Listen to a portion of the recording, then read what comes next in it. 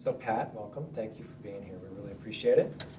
If you could, think back to those days when the hospital was still the hospital and there was a lot of chaos and a lot of talk about the conversion process. Can you kind of tell your version of how that came to be, the conversion, and how it happened? No, I really cannot, because it was happening when I was elected to the board. But I was deeply interested in the sale of the St. Luke's Health Trust to a for-profit health corporation. Being a member of the St. Luke's Board of Visitors, a nonprofit volunteer organization, we had been manning the gift shop at the hospital for quite a while, and the Board of Visitors gave its proceeds from the fundraisers to the hospital for necessary medical needs.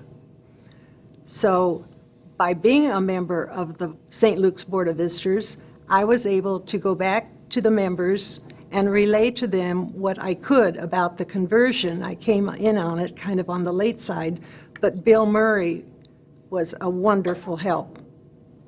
So how did Board of Visitors as an organization respond to the news that you were bringing?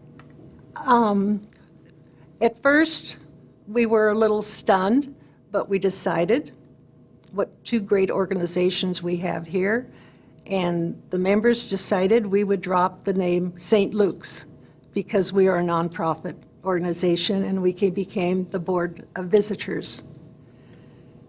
And my mind's a blank for a moment. Can you? That's okay. Just take your time.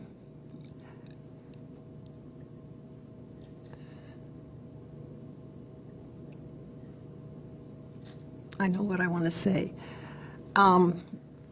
We changed our name to the Board of Visitors, and then in 1996, 97, the years after the sale, the members committed to raise funds for the healthcare needs of children, women, and the elderly. And we have kept our friendship with the St. Luke's Health Initiatives, and this parenting or partnership began 86 years ago with the Board of Visitors, and it's still thriving today. Now, if I understand correctly, was only recently, not too long ago, that Board of Visitors celebrated its 100th anniversary. Yes. And where did Board of Visitors get its start? It started at Trinity Cathedral with Bishop Atwood. He wanted some members to, or some ladies in the community to go to the St. Luke's and serve lemonade, cookies, and write letters. And we were called the Friendly Board of Visitors then. And that has been in 1908 up to now. And although our name has changed a little bit, we're still the caring organization raising funds. And during that conversion process, when the Board of Visitors Board worked to understand how to make its next move in response to the sale of the hospital, I mean, what were some of the things that came out of that experience for Board of Visitors that helped that organization become what it is today? Well, we stayed connected with what was then the St. Luke's Charitable Health Trust. We always had a representative on the board, and I was still there. And then St. Luke's Health Initiatives, and I think by having a representative from the Board of Visitors on the St. Luke's Trust Board, Charitable Trust Board, Initiative Board, it helped broaden our scope as far as volunteering, because we have an endowment fund with them, and they're very supportive of our goals. Now, you all have been, like you said, partners with SLHI all the way through the process, all the way through the evolution of SLHI. And you talked about during the conversion process, it sort of helped the Board of Visitors to evolve. How has that relationship continued to this day? Has it been a... You mean with the St. Luke's Health Initiatives? Mm-hmm. Well, as I said, we have a representative every 3 years is elected to be on the board, and she carries information back to the board meetings, and we stay in connection with Suzanne now, and it's kind of a nebulous thing to explain because there's a real partnership there, and we Board of Visitor members are so dedicated to what we're doing, and I find serving on beginning the St. Luke's Health Trust just a real dedicated group of men and women. That's great. So going back again to that conversion process, when SLHI was making the conversion, or when we were making the conversion from the hospital to the foundation, those can be difficult times, but they also tend to spawn some unusually funny times. Do you remember anything of that nature from those days that kind of struck you as, especially in retrospect, as kind of You funny? know, as I said earlier, I was a little later coming in on the discussion, and I cannot be funny about that right now. But I can just be loving and forward along that line. So thinking back on your time on the board at St. Luke's, and then thinking forward to us welcoming new board members, if instead of looking at me, you were looking at somebody about to join our board, what advice would you give them, or what would you like to remind them of about the heritage and the legacy of St. Luke's? That they're here to help people and to serve. I think St. Luke's has always had the best reputation as far as the finest hospital. You can't rest on your laurels. You keep moving forward.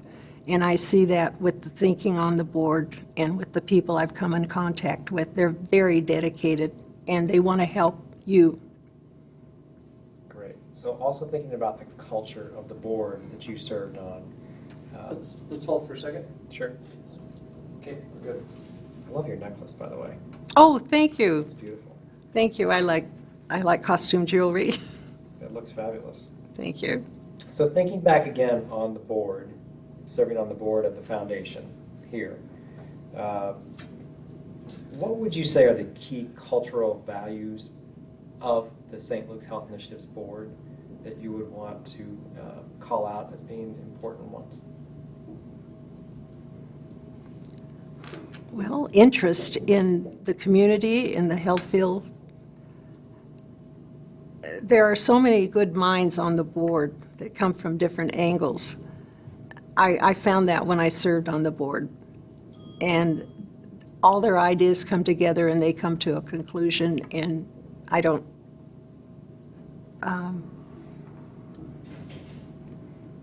I just respected everybody on the board. We had a very cohesive board, and that's the kind of member you want. You don't want an agitator, and it doesn't mean you don't want someone who doesn't have a free thought for himself or herself either. Absolutely.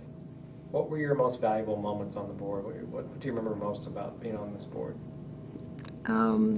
First, being a part of St. Luke's Board of Visitors, because I feel that's where I was elected to the St. Luke's Board of Trustees. Had I not been a member of the Board of Visitors, they probably wouldn't have seen me out in the community doing other things. And I value being elected and being able to serve longer than 3 years. During that time that you served on the St. Luke's board, what were some of the key, in your mind, some of the key decisions that were made? Well, the conversion that was going on as I became a member, and I guess that's foremost in my mind. And then So there was that time period there where the organization had to go from a place that had hospital beds to a place that was trying to care for a community without having those assets. What was that decision-making process like? You mean when they had the tents? No, I mean now that the organization, once the hospital is sold, and now it's St. Luke's Charitable Health Trust, there's a board of people that is used to running a hospital and now is running a foundation. Mm-hmm. Without the assets of a hospital, but still with the mission of improving health in Arizona. What was that decision-making process like? What were those discussions like? You know, I can't answer that one. Okay, That's a Martha Thomas question. okay. Now, I understand you have a little memento with you. Yes, Can you show that to us and describe it to us? yes. The board members were given this memento with the sale of the St. Luke's Health Trust to Orinda. And it gives the sale, Orinda has purchased St. Luke's Health Trust. It gives a picture of the hospital, and it gives the listing of the board members and the officers and the senior management council. The last one I'm saving is the St. Luke's Board of Visitors gave $1 million to construct the St. Luke's Board of Visitors Behavioral Health Center, and it was dedicated in 1981. And I'm so glad that the name is still up there. That's fantastic, thank you. What question didn't we ask you that you'd like to talk about to the general public about St. Luke's Health initiatives or to incoming board members? I don't have anything to say. Okay, great, fantastic, thank you so much. And I know you have to edit a lot of this, so I... Not at all, you were great, you were terrific. Oh, Thank you. really? No, absolutely. Really? Yes. Oh, my gosh. You're Because, natural. oh, let me tell you, because I talked to Debbie.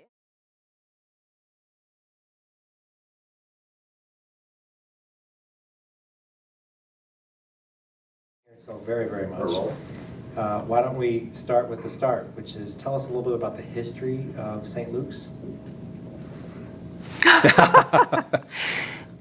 It's a rich and vibrant history. It's what you do in what I call a pioneer state and a pioneer town. It was at the turn of the century, 1900, and there was a need to have a place for the persons who were suffering from tuberculosis and lung disease, and that's why the origin was in that focus. And then as we grew, expanded obviously into a tertiary and every other thing that came along. The families of Phoenix have always welcomed St. Luke's. And again, as it started out, particularly for a singular disease, it kept evolving because of all the superb service that was given, because people wanted to be out west. It was a welcoming place to be.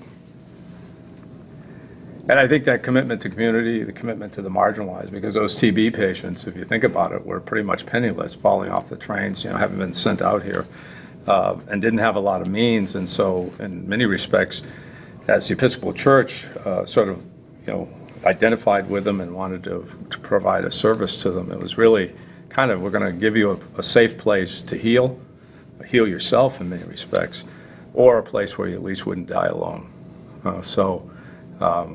I think as we went through all of our sort of challenges, it was that basic framework, if you will, a concern about the marginalized, but also a commitment to excellence and dignity and respect that helped see us through. So before we get to that moment, I'm going to adjust the microphone real quick. okay. Do we need to go back on the other stuff, or are we good? I think it's good. Okay. Nice job. Before we get to that moment in time, which was actually several years, of the conversion, talk a little bit about St. Luke's as sort of really kind of as a hospital institution, sort of ahead of its time as a health system, and the things and the innovations that the system undertook that other hospitals just weren't involved in yet. Mm-hmm.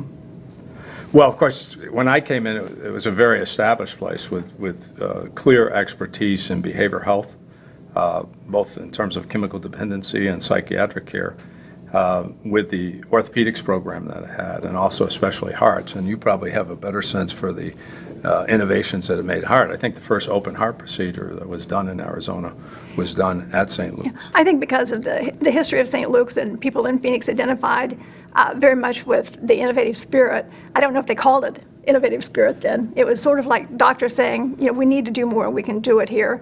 And it was a welcoming environment to do it. There's always been a commitment to excellence in the service that everyone has provided in the hospital, doctors and everybody else related to. And because we were a small town starting out, and then as we grow, there's been support, since 1900 on what we do. So I think that we were pretty effective in being able to tell the story and have the proof of what we could provide on things as they were coming to us in the medical field. And there's always been that kind of support, community-wise, physician-wise, that have been our advantage, and also given us the ability to say, I think we can expand. I think a lot of doctors joined St. Luke's because of a reputation of willing to look at discovery, looking with an open mind, making the investment to see what would be the next level of care that people could receive. And that was as early as in the early 1900s and just continued to evolve that way. And maybe just to set the stage for when we went through some of the more difficult times, there was visionary leadership in terms of setting up the St. Luke's health system, of having a multi-hospital system. And the hospitals in Parker, Chandler, Casa Grande. And so they really put together a wonderful confederation model kind of system that ultimately had St. Luke's Medical Center as the flagship, and then more of the rural or outlying communities, kind of a hub and spoke system that was in place back in, up to around 88? 88, yeah. It was certificate of need. They even knew what they were doing. Yeah. So we talked, I'm hearing a lot about the key qualities today from a lot of different people, the dedication to people, the dedication to very, very high quality and to service to the community. And then we come to the 80s, and not once but twice at least, some sense of financial crisis. Can you talk about what happened in those time periods and actually the what I would call highly favorable outcomes that came from each of them? Well, maybe just to set the stage strategically or historically and from a strategic standpoint, I think that there was a convergence of forces, probably two things that happened. One is that the certificate of need, which protected a monopoly, let's say, in heart procedures, was eliminated. So you had deregulation. And then along with that, you had the introduction of managed care in a big way and capitation. So the combination of that is that you had to be able to say you were a full service hospital or a full service system, and that you could provide sort of everything. You had the capacity to provide everything to everybody. Well, being a specialized downtown specialty hospital, when that went away and that pressure on reimbursement was introduced, it sort of reduced the capacity of the St. Luke's health system to support those struggling outlying hospitals like Casa Grande, Parker, and Chandler. And even though the vision was there that these hospitals would come into fruition eventually by virtue of serving a greater population, it was all a question of timing. And so the time ran out on that particular model, and it was financial hard times. And so then I think they did the next best thing, which was to say, well, we need to merge with another organization and get larger, because we have to have more presence in the greater Phoenix area. And so I came in sort of after that, and you went through, I think, a lot of those experiences of, Right. When all of that was going on. So it was a kind of a shock.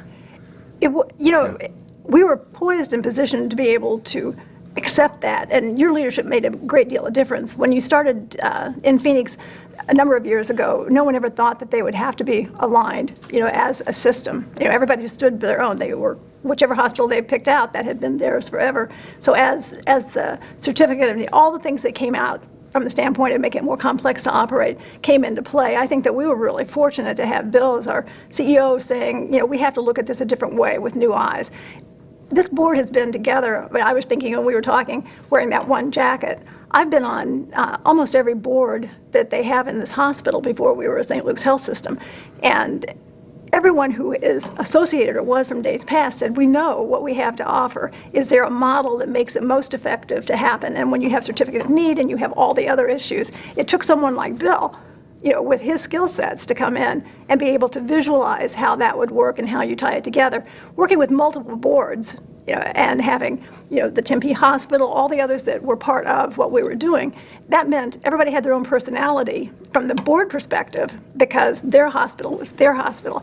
And I think the integration, being able to bring the boards together and bring the facilities that had a balance that would let you be competitive, made all the difference and probably led to the greatest successes that we've had.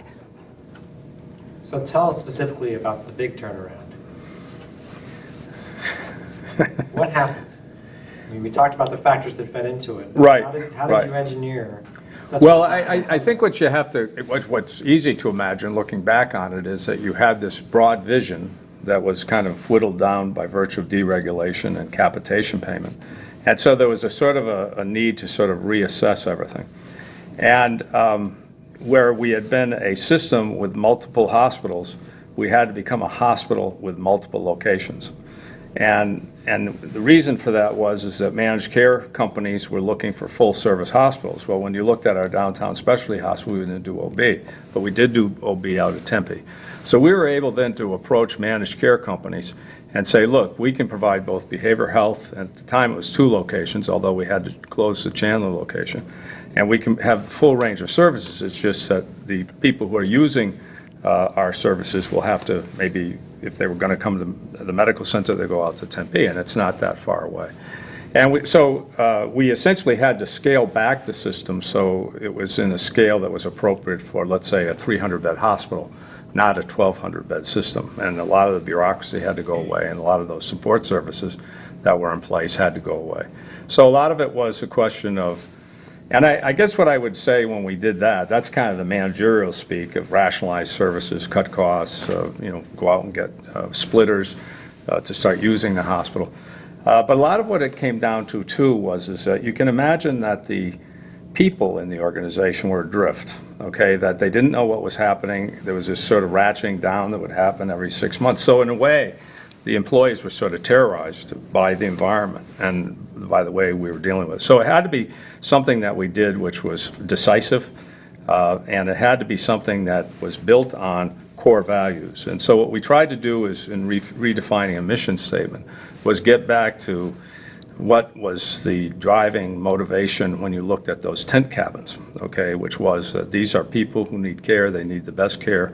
We have a record of commitment to the community, we have a record of commitment to excellence, and on those 2 things we're going to move forward. So it was kind of a typical turnaround, but it was the spirit. I think it was very important to sort of drill into the history and the culture and to base all the change that we had to take the organization through on those core values, those historical core values.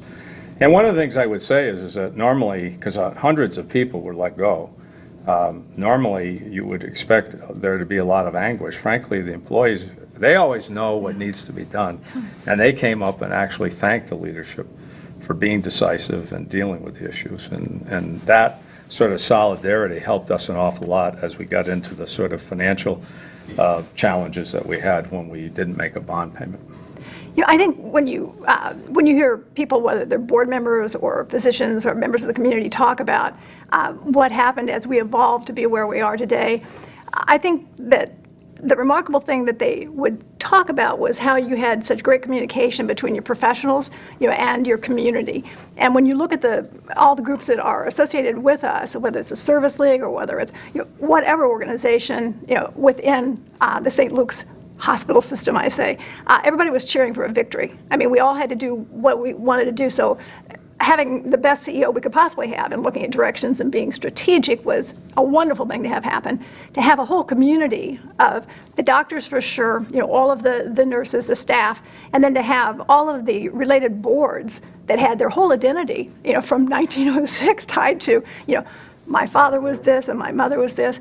Everybody came together, and I think with all the boards, Board of Visitors, exactly, they did a terrific job. When I think about all the boards, that we've served on, that I've never seen such a diverse group, with one, a hospital system, whether that was what it was, but I've never seen any other group come together that had as many different community organizations or organizations of that particular community come together and say, what is it going to take, and we'll do it.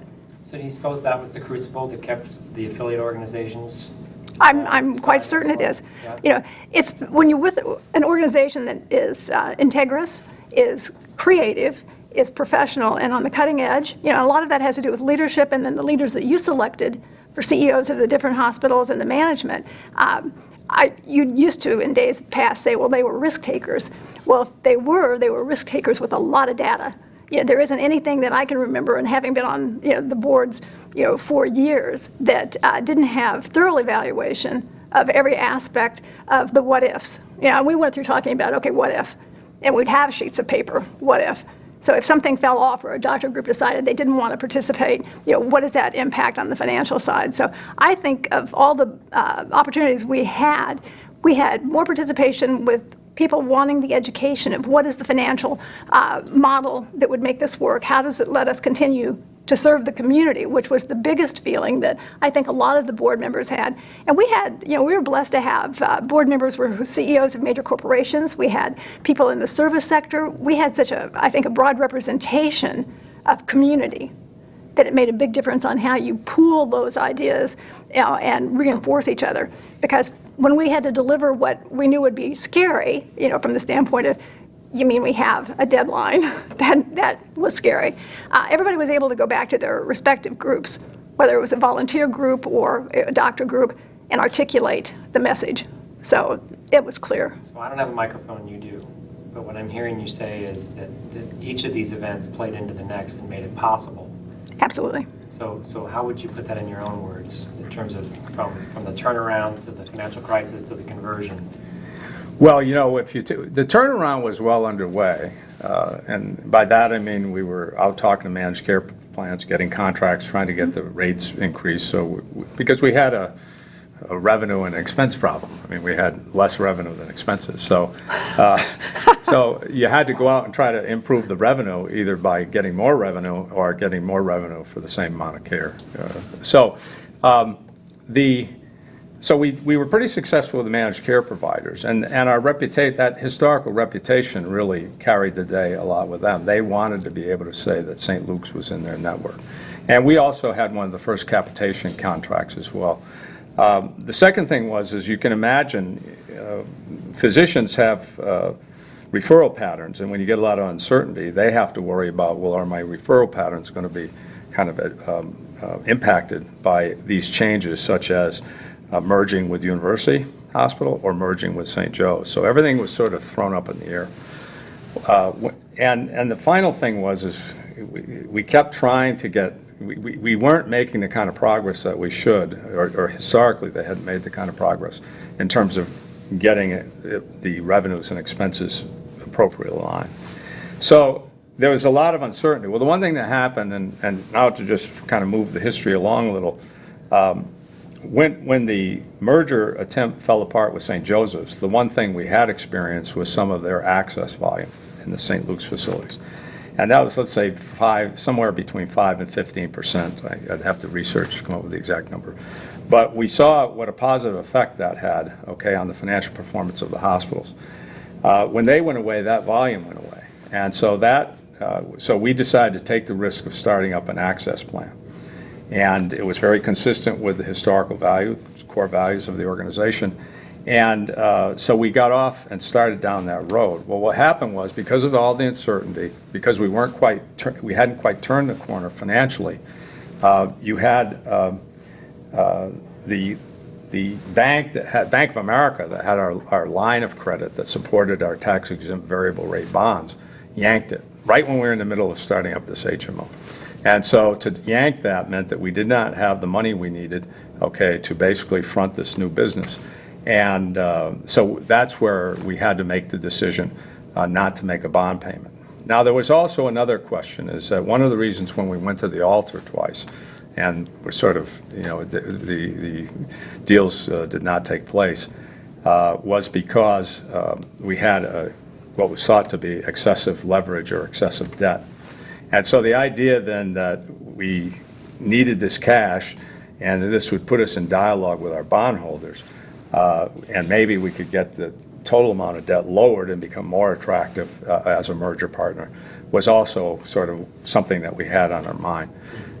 So we went into this for a year. We missed 2 bond payments, and we had, at the same time, we had all of our turnaround efforts, getting more physicians to admit, basically getting more managed care contracts, but also getting the access plan to grow and to be successful, which it ultimately was at around just about the 11th hour, when the next day we were going to go bankrupt. We were going to go to court and file the bankruptcy.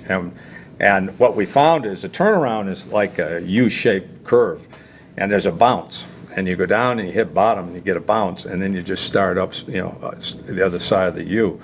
Well, that happened right about the time it was the 11th hour on going into the courtroom and filing bankruptcy. And what we could see was we decided to bet on the bounce in some respects, and And so we decided not to go into court and file bankruptcy, and then we worked with the bondholders to have a schedule, by which we would pay make up the lost payments, and we were able to do that. Everything started hitting, all the cylinders started to fire. We became financially profitable, and we were able to pay off those obligations and float new bonds. So it was quite a story. It sounds so easy, but at the time, but at their time, there was a lot of palpitations, and you needed someone to hold your hand. And I got to say, this board chairman here, the signals that you would get, helped really helped, and a lot of other people helped me keep my sort of coolness or presence of mind. we call him the wild marine. What can you do? Keep him calm. The board actually voted to file for bankruptcy, correct? Yes. We were willing to do that. I said we were willing to do that. We knew that there weren't a lot of choices, but you had to have it on a timely basis, and you had to have something in your hand in the event that we couldn't get movement. I would have to say that basically with the spirit of, and I talk about the spirit of St. Luke's and people associated with us, no one in a general sense thought that we could ever be bankrupt. I mean, there was hope springs eternal in every sense of the way. But one of the things that they really relied on is that the board, and the CEO would make decisions that if you had to do something, you could do it quickly. And so going back and talking to bondholders, talking to everyone about what we were doing and what was going on, we were in a political role as well as a financial role and stewardship role, because everybody was watching. If something could happen, to us, then it can happen to anybody. If something happened to us, they would have more patience. So we had people on our side and people who would maybe have benefited if we had changed what we had as an outcome. But I think it was probably the best experience I've had from the standpoint of being on a board, and I've been on many boards and chaired, the education that our board members received from management so that we knew for sure what we were hearing and what we knew. And there wasn't a question that was asked that was not accepted by you or the CFO or any of the staff. It was, well, what if? Yeah, and Bill or the appropriate person would respond. So everyone very knowledgeably, and I guess as an attorney, when I look at that, you always worry when you have someone who's either going to be a witness or telling you, do they understand what it is, the breadth of what the question might mean? And I think without question, of course, how many meetings, you could ask Bob, 52 in 1 year, that was a lot of meetings. and everybody showed up. So I would say almost to a number. Those who couldn't articulate the same as Bill can, which would be no one could articulate the way you did on describing issues, but everybody, would be nodding. They understood. So if you went around the board, and we had a wonderful board, and St. Luke's always had, and has a board like that, they understood enough to ask the questions that would allow them to interpret with their words to other people who would ask, how are things going? So when you have the support of a board who wants to know, and certainly after 65 meetings that were day and at nighttime as well, there was a commitment to make it work, but it was to know with certainty that the words that we were using to describe to the community we will be here and why we'll be here. And so. And at the get-go, it was pretty rough going. The bondholders came in and essentially threatened the board. Pushy. And wanted my head on a platter, and the board really stood strong, and I certainly felt obviously that strengthened me in the role that I had to play. But the more amazing thing to me is that there was a period of time there that we lost our directors and officers' liability insurance, and each of the board members was individually liable. Okay, and the bondholders could have come after each of the individuals, and we did not lose one board member during that 30-day window when we were out.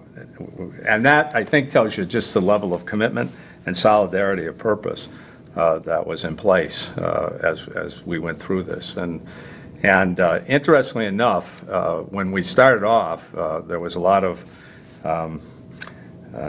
contention. It was contentious with the bondholders. But as we moved along through this, they actually started to become some of our biggest fans. As a matter of fact, one of the mutual fund companies was buying up our bonds at the reduced rate, and they had T-shirts that said triple B or bust. That was what it was. And the result was that the ones that stuck with us and continued to accumulate the bonds did very well. They made their year, I think. So it was quite a start. It's quite a, and the turnaround was really a crucible then. It was. Uh-huh. And it sort of lets you know what strengths you had in terms of support from the community, support from affiliates, the amazing support of your own board, and then here comes the conversion days. So, Well, the one thing was is that it gave everybody a very realistic look at what the stakes were. And the common wisdom, it was a little bit like Lee Iacocca, who would talk about, let's see, lead, join, or get out of the way. And in many respects, as you looked at the aggregation that was going on at the time, be it Samaritan, be it St. Joe's and the other independent hospitals, you knew you had to basically get scale, okay, in order to be successful. And actually, if you look at the forces at work now with ACA, okay, and the influences, it was that's almost like deja vu as to what was happening back in these years.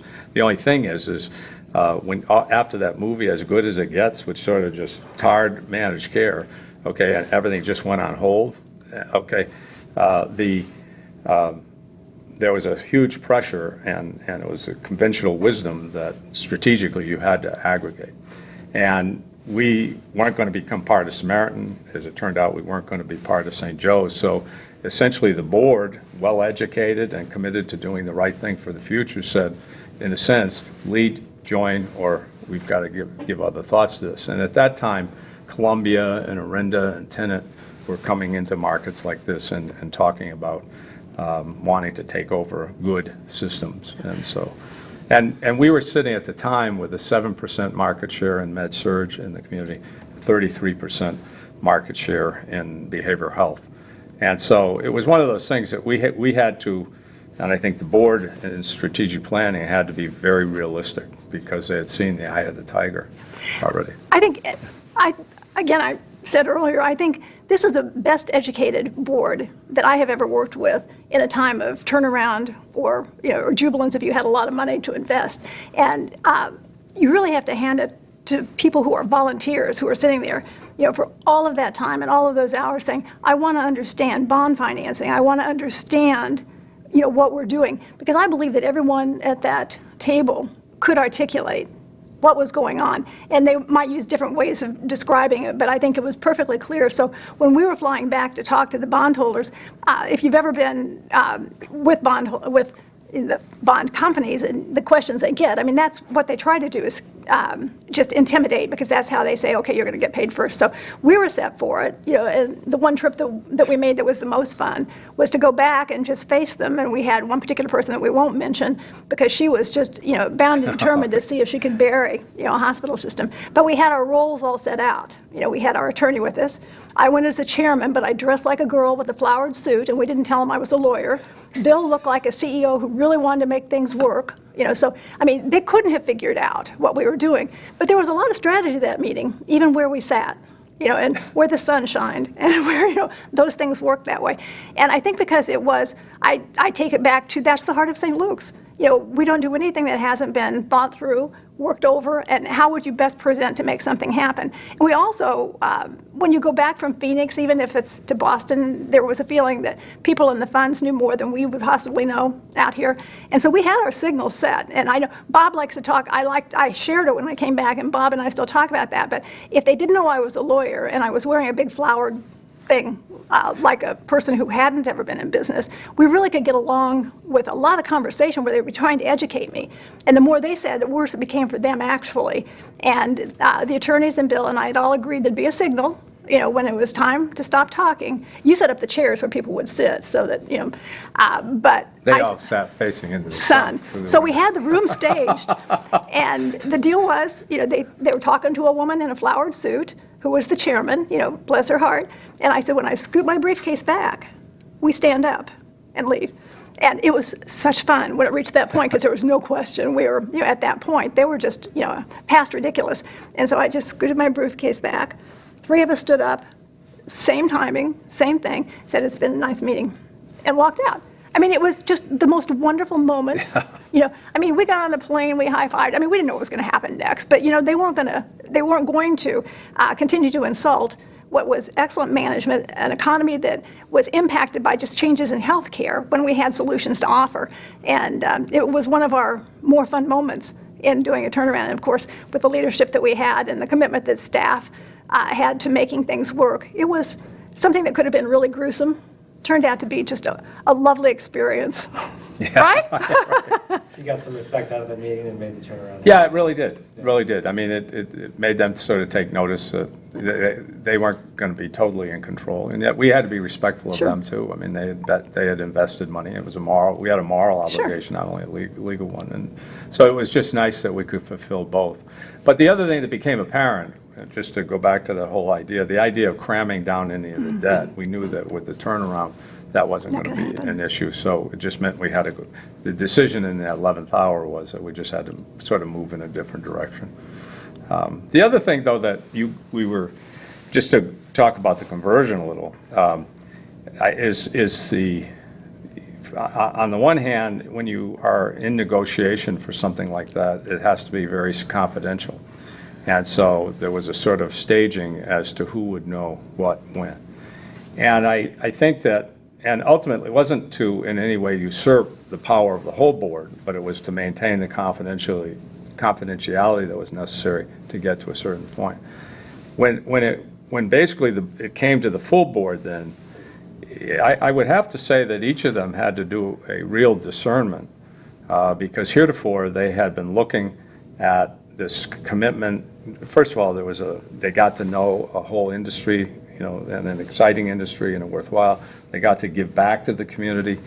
And the idea of transforming the mission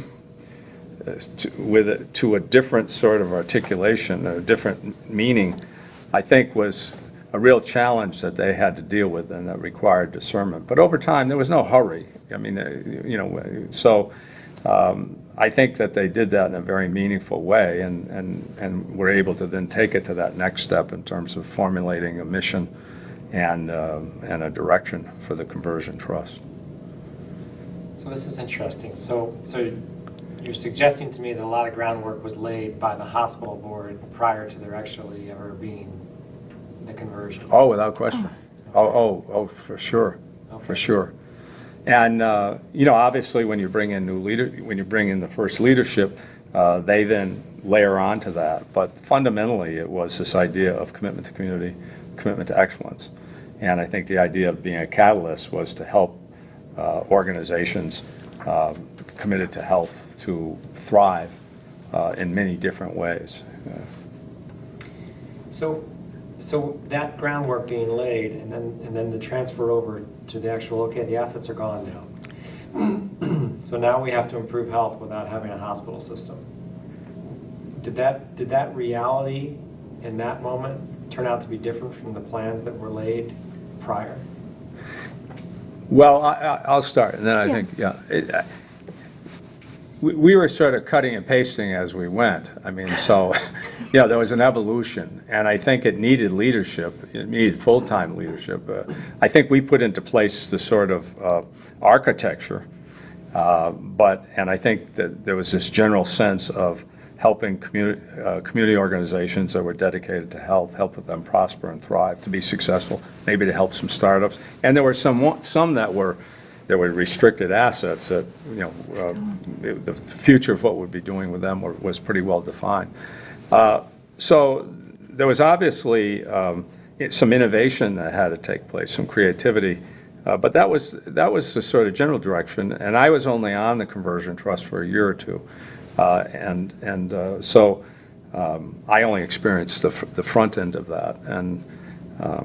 But what I wanted to try to describe was that discernment of people who had just gotten real comfortable, okay, and sort of hands-on monitoring an operation, understanding that where the dials were, and also having a great understanding of what the strategic challenges were ahead for this hospital system, and now having to think in totally different terms of working with all sorts of different healthcare organizations, and in a sense, giving back to the community in a new way. But you knew, having gone through the turnaround, that you had the right resources on that board to make it happen. Mm-hmm. That was an exciting time. And when you get past the trauma, because you're rooting for your team. I mean, we really loved what we had been doing since 1906. But when people started with the aha, then it was like it spread very quickly. And it was interesting because everything that we had done from a medical facility, to help, whether we were talking about orthopedics or whether we were talking about any of our specialty areas, those are kind of the things that we immediately gravitated to, as you well know where we are now. But to see a face light up of a board member who has been working in tertiary or something that had to do with, make them, fix them, whatever, to say, a sidewalk, that has to do with health, and because then you don't run over children. It's going to be a good thing. And so it was like watching, I don't know, it was like Christmas morning, and all of a sudden, all of us, and if you talk to all of the trustees, it would be, didn't know exactly, some people thought you couldn't stop the train regardless, it was going to happen, so what do you do with it? But when all of a sudden with good leadership, and describing, what is helping people and how you find a leader in a group and let them lead their community to something, you can't go in and do it. I think everybody quickly embraced, how we would go about doing it. It was a lot of fun. You go through the trauma and then you go through, and everybody's grown and learned a lot. The other thing is I think all of a sudden people started to see that the board work that was involved in those 60 meetings, was tough. I mean, it was a lot of hard, worrisome work. And as this came along, I think a lot of people at first had some level of discomfort that it was a total change in terms of what they were being asked to do. But I think they also started to felt some sense of relief, that, gee, this is going to be a lot more fun, than what we were going through, worrying about this operation. But then I think they also went on to discover, figuring out how to give away money is tough work. It really is. The decisions and judgment that have to go into evaluating grant proposals, et cetera, is tough work. It's hard to give away money. I mean, it took a lot of work, and that's why like I said, I think then they moved forward to go out and get a very competent leader, someone that had experience in that, and then he did what I think good CEOs do, is involve the board in strategic planning, and so it went on a track, and then it grew and evolved over the years. Martha, you were there for that early pre-planning before the conversion. You've been with the board all the way up until now. Are you surprised by where the organization has evolved to based on those early planning days, or does it just seem like it totally fits? It totally fits. It's, I've been on St. Luke's boards for over 30 years, through the trusteeship, through all of, every rung you have, here. And so I felt that I knew everyone, well on the board and how they feel. But the wonderful thing about any of the people who have come to St. Luke's to be on our board have wonderful, expansive, thought processes that allow them to, take all sorts of things in. I serve on a number of boards where there's not that kind of open-minded approach to things, but it was, okay, and you could tell by the okay is all we needed was, okay, and then, but we always brought in experts to talk to us about, how you would do it. I think about the Black Nurses Association and how you talk in terms of what they're doing and how that fits. So I think we spent a great deal of time just educating on how you look at a broader view of health. And it didn't take long at all. It was exciting. People made that turn. And there was some relief from having, made it through having a successful hospital change, and then to be able to give something back. I think those of us who are used to sitting on committees and reviewing records, it was all of a sudden, you're kidding. We actually get to do something that has to do with making something well before it's broken. I think it was a great leadership move. Now, that doesn't mean there weren't some difficult conversations and some difficult battles here at SLHI. What would you say were the cultural touchstones that came from all the work with the hospital system that really helped the organization through those moments as well? Probably back to the roots of St. Luke's from 1906, helping people who needed help and had no other place to turn. And those are the bonds that kept this board together as it made its journey. Yep. And the affiliates, the support organizations. I mean, the day that, I don't know who called, if it was you or Bill, that called them and said, hey, guess what? We're selling. Did they just say, hey, that sounds awesome, we're excited? I mean, what?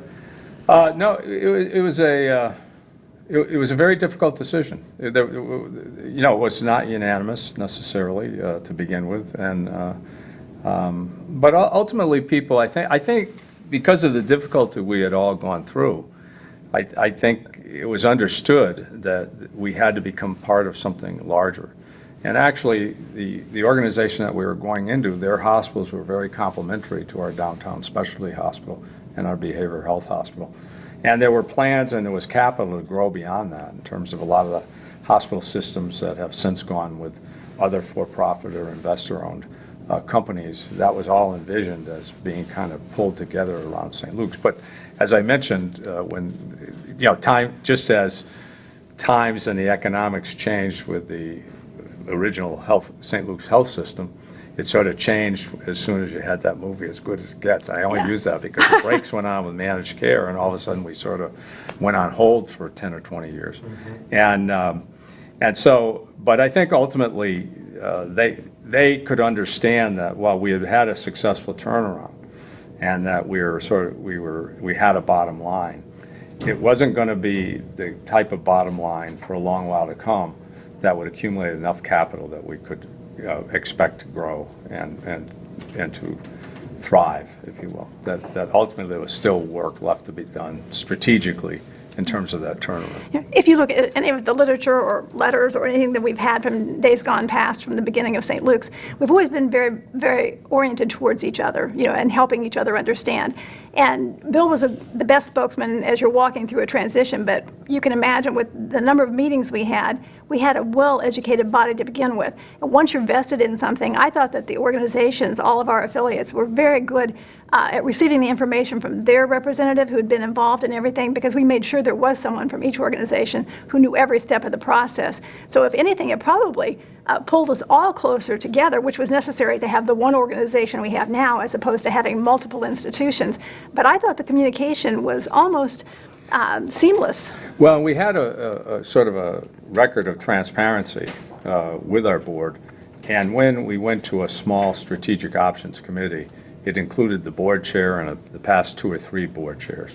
So there was good representation in terms of making sure that we stayed within a certain set of guardrails, okay, and that we would check back with the board. They knew some conversations were taking place, they just didn't know the specifics of what was going on until we had until both parties agreed that we could go to that next step of broadening it to the board. Okay, so you guys can stay for another hour, right? Yeah, right. I would like to ask one final question of each of you.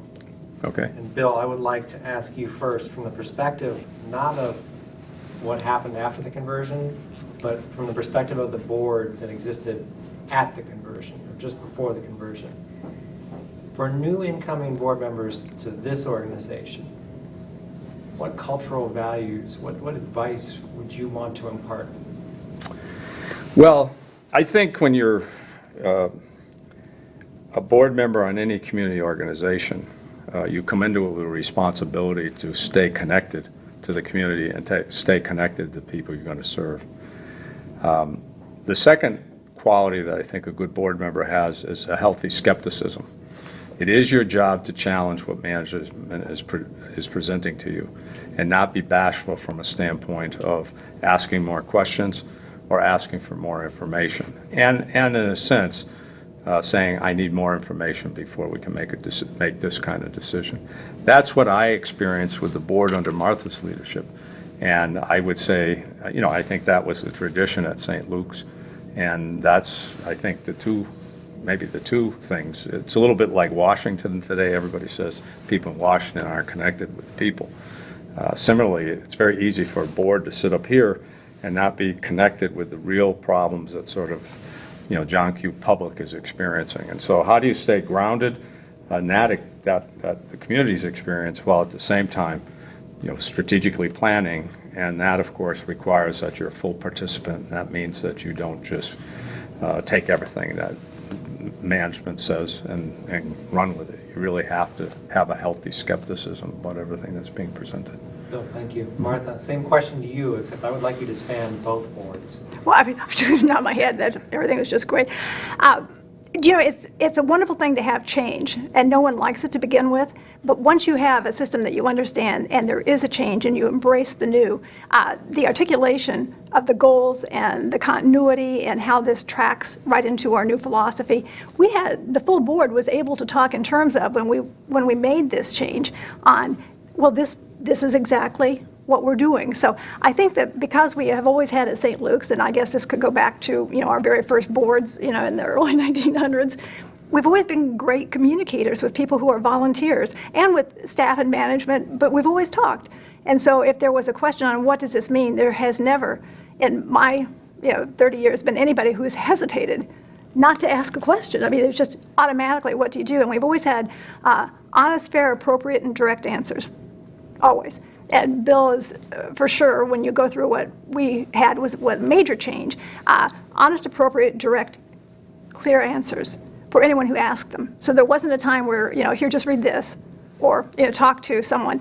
Yet I think that we did everything positive to give all the information so that the heads of each of the hospitals or the divisions were very articulate about the changes. Well, and I think where that helped, especially during those troubled times, if you will, is that the board members did a wonderful job of representing what was going on to all of our constituencies, because the board represented all of those different constituencies, and they were not bashful about going out and really letting everybody know what was happening and expressing a confidence that everything would work out. Excellent answers. Thank you very, very much. Really appreciate it. It was to net 3 minutes. You weren't to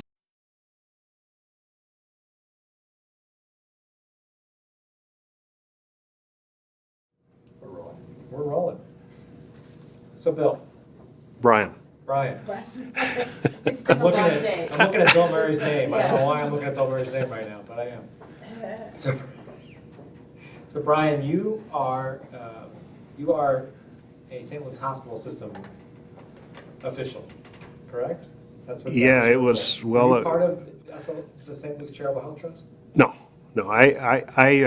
I left about the time that Bill Murray became the CEO. Okay. So I was prior to the conversion.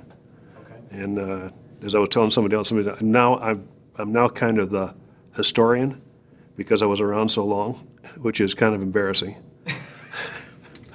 I don't like to be thought of being that old. Well, sadly, you're the perfect customer for this video. Because what we're really looking to do is to establish, particularly as this organization changes and evolves, and the whole thing that precipitated this is the last of the original board members is rolling off. Right. And so what we're really looking to do is make sure that we are preserving the history and the culture that came to create this organization in the first place, so that we don't move too far away from that. So we're really focused today on understanding those elements, those cultural touchstones. You heard some of the interview with Bill and Martha. Really making sure we identify and preserve those cultural touchstones that we want to make sure that this board continues to take forward. Right. So you were there even prior to any of the financial issues that occurred in the 80s. I came there in 1969 Okay. as an administrative resident. And Joe Precup was the CEO then. And I worked for him for about 3 years until he decided to leave, and became the CEO in 1972. So from 72 to 1989, that's my watch. Wow. So you saw a lot of change in the system. I did. I saw a lot of change in the system, a lot of changes in healthcare, and that's kind of what ended up being the issues that required the changes that were made. So it was an exciting time, a difficult time for us, especially in the last years, because we were different. We were different than the other healthcare institutions in the area.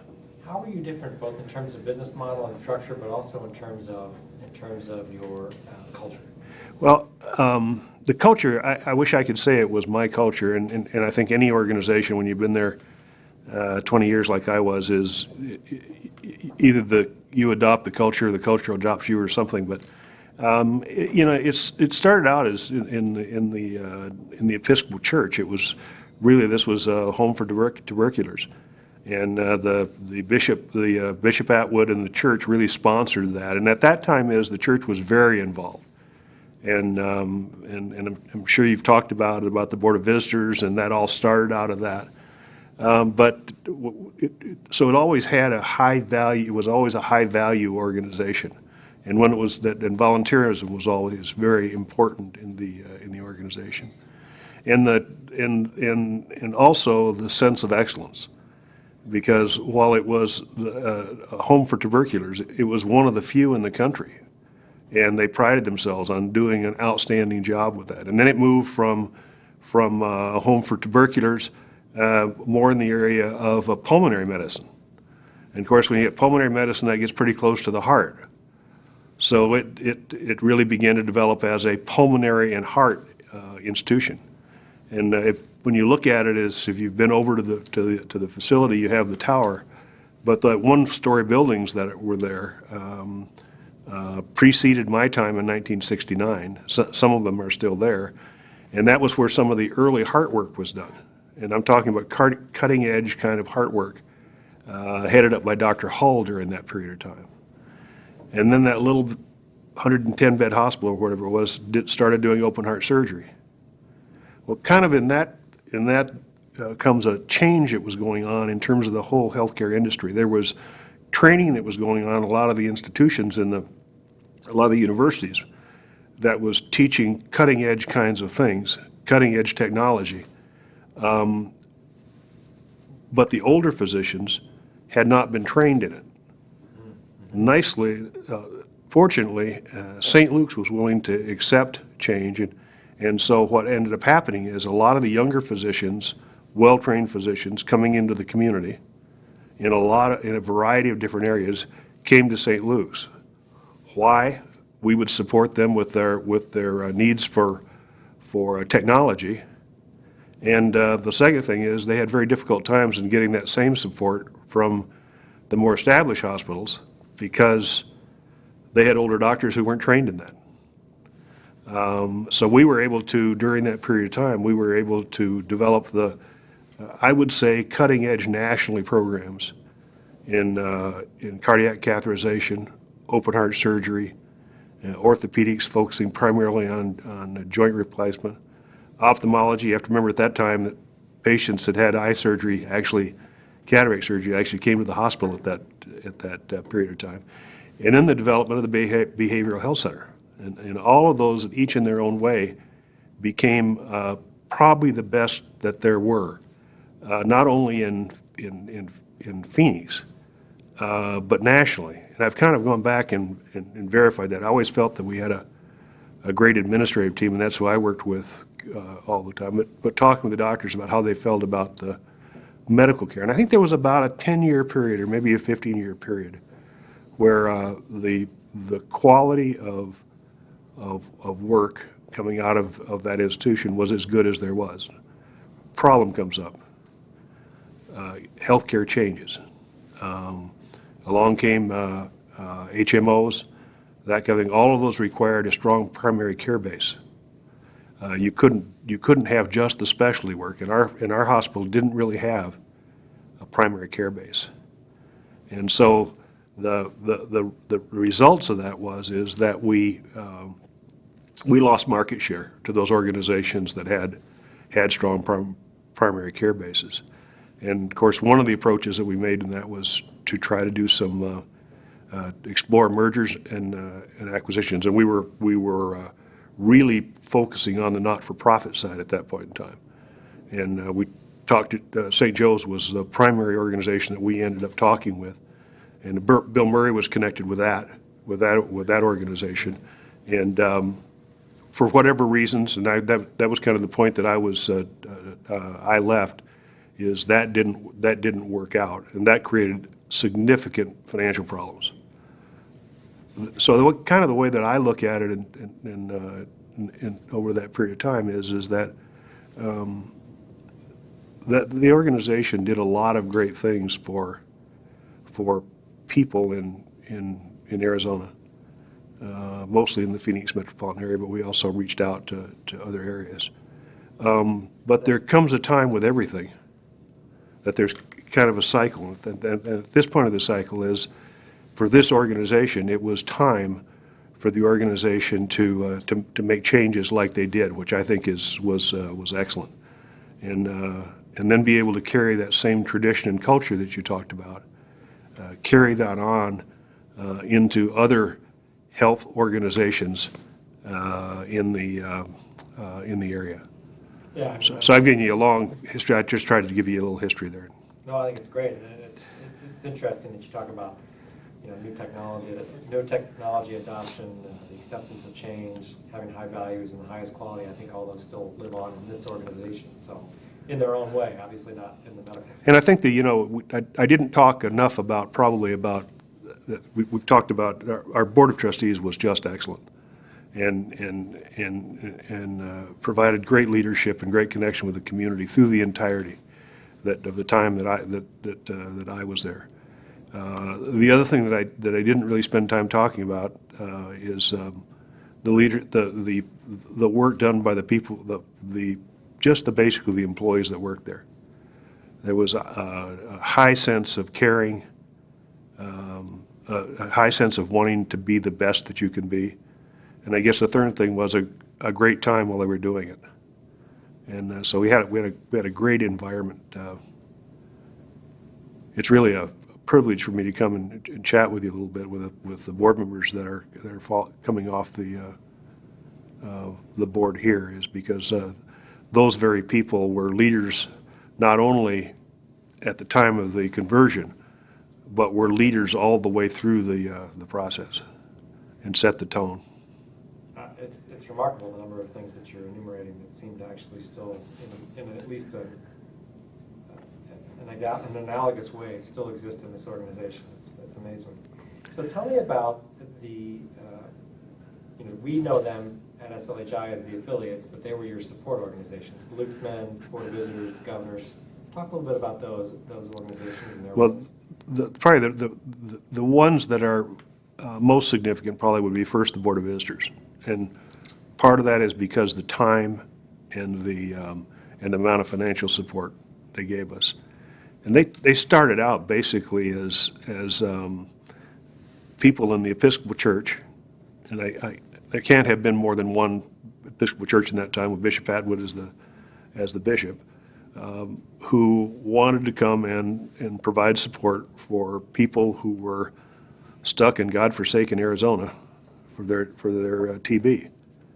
And at that time, we weren't able to cure TB right away. It took a long period of time. And so those women would come out from the church and visit families that needed that. And I think that really set a tone. And then after that period of time came they were trying to raise money and had dinners and things like that. And along came the daughters of many of those people who basically sold flowers to raise money at that period of time at those events. And that ended up being the St. Luke's Ball and the debutantes and those kind of things. But from my perspective is we loved the money that they gave us. But what was probably more important was the support. And I think that you think of a Board of Trustees, and we had a Board of Trustees with probably the most influential people in Phoenix that period of time. But we also had this support group of women who were at least as effective in the community as were their husbands or the men that were on the Board of Trustees. And I don't want to suggest that the women were why is the members of the Board of Trustees. It was much broader than that. But they provided a tremendous amount of support to the organization. I knew that if I had issues that were community-wide issues, that if I talked to the Board of Visitors about it, my message would get throughout the area after they had quizzed me very carefully to make sure that message was appropriate. And then kind of moving on from them to Luke's Men that you asked about. Luke's Men was, the idea behind that was that, again, continuing volunteerism as a thread is that we had a relatively small board. So that would mean those were the only men and women that we'd have that were involved. So if you really wanted to get the community involved, and also provide a way of finding people who potentially could serve on our varieties of boards, it made sense to go out and attract a group of young men to get involved with St. Luke's. And so that's what we did. We went about the process of identifying key leaders in the community, leaders in whatever their work was. We had physicians on it, we had stockbrokers, we had bankers, whatever. to get them involved with St. Luke's and have them develop the same kind of affinity towards St. Luke's that we had. And so we had a group of about 50, I believe it was, that we had that were young men that were involved, and it worked. I mean, we had tremendous help in the community from them, and we also were able to use them as recruiting grounds for not only board members for the system board, but also for our hospital boards, for our foundation, and that was another very successful venture. I wish I could have said that I was the one that was responsible for coming up with the idea originally, but I think it was Joe Precup, who was my predecessor. And then what I had the opportunity to do is take it and run with it when I took over. How many members were on the St. Luke's board, the system board? Well, we varied, and we went through a process of St. Luke's board itself stayed pretty consistent, probably around 25, something like that. But we brought in, we recognized the need for other communities who had real problems because of old facilities. Tempe St. Luke's, Chandler Regional Medical Center, Casa Grande Medical Center. They were 1950 facilities coming into the 80s. And so we helped them remodel and build their facilities. We did that. We acquired Tempe St. Luke's. We developed affiliation agreements with Casa Grande and Chandler, where we basically went in with our financial strength and helped them develop their new hospitals. And now probably Chandler and Casa Grande more, but those have turned out to be pillars of their community in terms of healthcare. And St. Luke's was the reason that happened. When I say that is, we at one point in time, we had a board that was over 50 people because we were going through the process of conversion, and then we dropped that back down to about 20, I think. Those other hospitals came on board. Right, because they wanted to have an opportunity in the governance process, and we had to go through a transition to make that. So did you pick up the governors as a result of the acquisition of Tempe? The governors was really specific to Tempe, and it was focused on them. I really don't know as much about that as I do the others, because the others were all system-wide, and this was really focused on Tempe. Okay, so much like I asked Bill, I think you were here when I asked this question, reflecting on your tenure in leadership at the system, and knowing that we are looking to ensure that the future leaders of this organization are aware of those cultural values, what would you consider to be the keys that you would like them to remember about the system culturally, and what advice would you be giving to new board members? Well, I think the organization started out with deep values that were faith-based, and I think that important is those values that come out of that culture, caring about people, caring about the people that you serve, remembering remembering where you came from. Otherwise, it's the community that supported you, and healthcare is very local, and making sure that those ties take place. I think the other is being accountable. You're giving quite a trust when you're on a board or when you're an executive of a healthcare organization, and you need to be accountable for that, in all the ways that you can think of, financially, culturally, ethically, and I think that's really important as you go through it. The executive leadership and the board set the tone. So I think the amount of time spent on the board selection, board evaluation, board accountability, the same thing with the chief executive officer. accountability and selection are extremely important. So there's no question that running a hospital system is very serious business, but you also said that you and your employees, in addition to being excellent, had a great time doing it. Yeah, I think that people ask me about how did you deal with all that stress? It's because I enjoyed, I can't say I enjoyed every minute, because every organization, you have stuff that you do that you don't really like doing. But it was a tremendous mission. I looked at it as a real mission for me in terms of being the chief executive officer. And I, as I said, I had a good time doing it. I liked competing. I liked dealing with people. I liked waking up in the daytime and next morning and be able to say, well, you know, some people are better as a result of what we did for them. And then I always had a relationship with the people that worked there that I tried to keep a positive, happy spirit among the people, because you know it's too difficult work to go and have to deal with it I guess in a highly structured I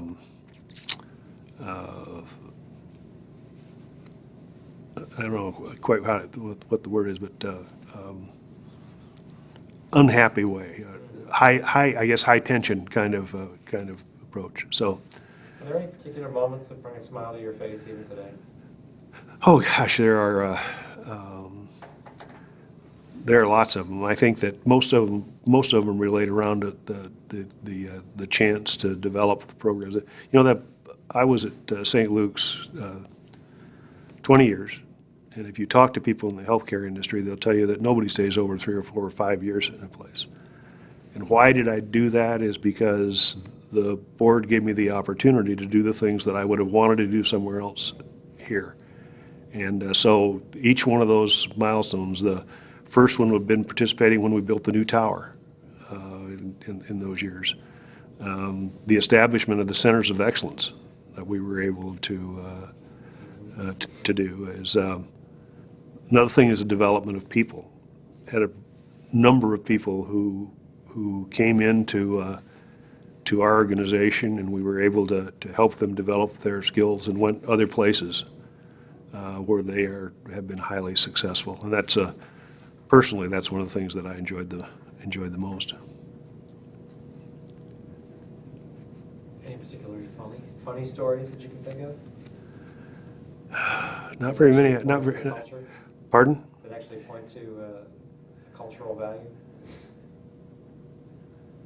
I hear I say you shouldn't be so serious all the time, and I can't. I can't really. I can't. So, you know, some of the things that I was most proud of were things that were really happy moments that came out of bad situations. I can recall that we were trying to expand St. Luke's. Well, always St. Luke's, the biggest issue that we had was location. We were in an area that we couldn't serve because at that period of time, patients who were poor got served at the county hospital. So we had to import patients, and we wanted to build a hospital at 32nd Street in Camelback in the Biltmore area. And we went through a huge certificate of need process, and in the final analysis, lost. And you can imagine how that would be for morale and things. Well, I think we it lasted probably a day. And we got the whole group together again, and we said, hey, this is not going to knock us down. We got bigger fish to fry. So then we set a strategic plan for a whole bunch of other things that we were doing, and we were, I don't think from the employees' point of view, I don't think the pain of that lasted more than about a week. Wow. And we were on to new things. And so that was probably one of the things that now when somebody say, well, why would you be happy about that? Well, I was happy because the organization was able to continue and to continue to serve people regardless of what the situation was. What didn't I touch on that you'd like to talk about today? I don't think anything. I really probably haven't spent enough time talking about the board members, because I know that people that served in this board, and I don't know all of them that served, but I know Bill Baker, who was